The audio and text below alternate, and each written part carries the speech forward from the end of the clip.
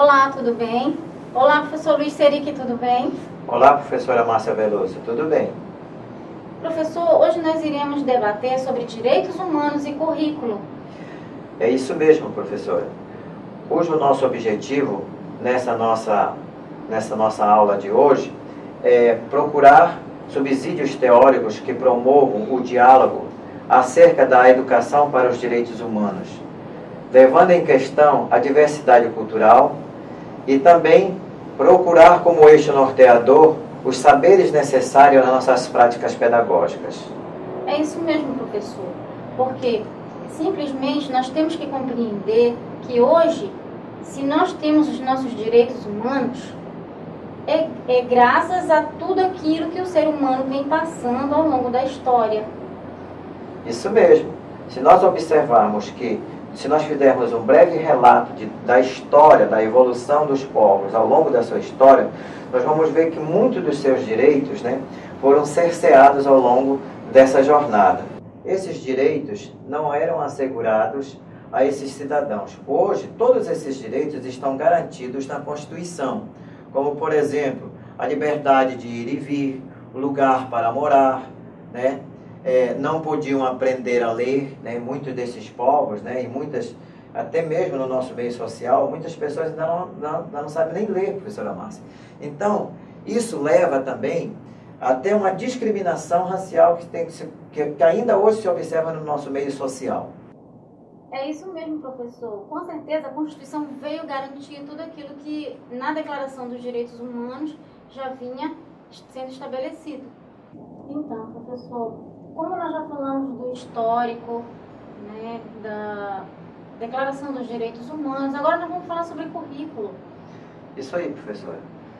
Vamos abordar a parte de currículo, onde nós vamos começar a observar que para se debater, para se questionar e para termos todas essas informações pertinentes sobre essa questão dos direitos humanos, nós temos também que observar que o currículo é fundamental no processo, professora.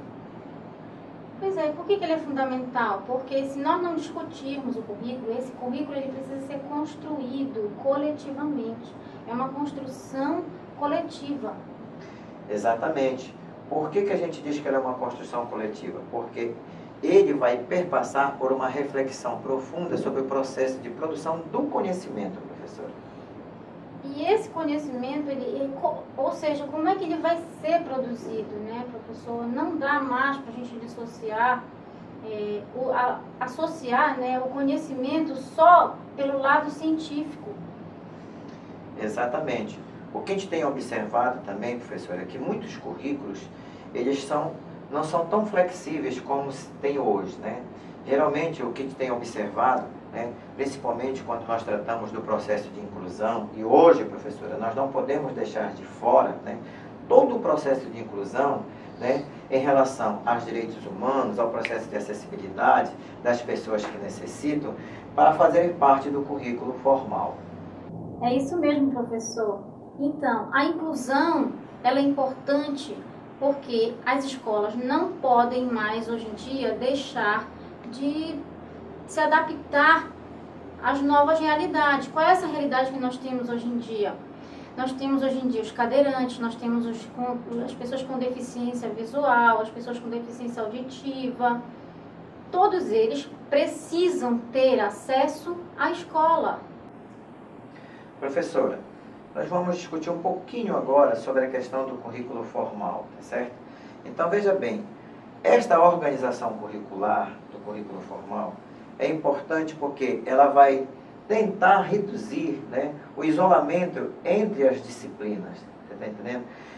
É importante que haja uma integração entre essas disciplinas para que o educando possa ter uma continuidade de raciocínio lógico, nos conteúdos programáticos que são colocados dentro do currículo. Professor, mas você precisa lembrar, professor, que o currículo oculto também é aquele que o aluno vai ficar percebendo dentro da escola, dentro do ambiente escolar que ele vai perceber. Esse currículo oculto, ele está presente na escola, no ambiente escolar.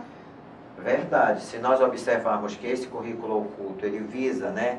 Ele vai dar uma visão maior de mundo para o educando, né? Ele vai estar inserido dentro do próprio material didático-pedagógico que ele traz para a escola. Ele vai promover uma relação pedagógica, né? E tirar todas aquelas coisas rotineiras, né? Entendeu? Então, isso é importante, porque o aluno, ele passa a vivenciar as coisas que são da sua região, do seu município, sem também de deixar de ter um conteúdo curricular formal dado através do Ministério da Educação. E é isso que os professores precisam entender, professor Luiz, que os direitos humanos precisam ser colocados dentro do conteúdo curricular para que a gente possa entender que currículo não está dissociado de direitos humanos. É verdade, professora. Hoje nós não podemos dissociar todas as questões dos direitos humanos que fiquem fora do currículo, em hipótese alguma. Tudo que está amparado na Constituição, tudo que está amparado na escola, todas as discussões, todos os conteúdos programáticos que diz respeito aos direitos humanos, tem que estar amparado dentro do currículo formal da escola. Pessoal, hoje o nosso debate foi sobre direitos humanos e currículo. Na nossa questão de hoje sobre o debate, nós procuramos colocar para vocês os principais objetivos que estão relacionados aos direitos humanos em relação ao currículo. Fizemos uma leve retrospectiva dos direitos humanos do passado e do presente. Mostramos para vocês que a importância desses direitos humanos estarem amparados dentro do currículo formal da escola, para evitar algumas distorções e garantir o direito de cidadania a todos os nossos educandos. Só para complementar, professor, a questão do currículo oculto, né, em onde o aluno aprende tudo aquilo que está no ambiente escolar. Né? É verdade, professor.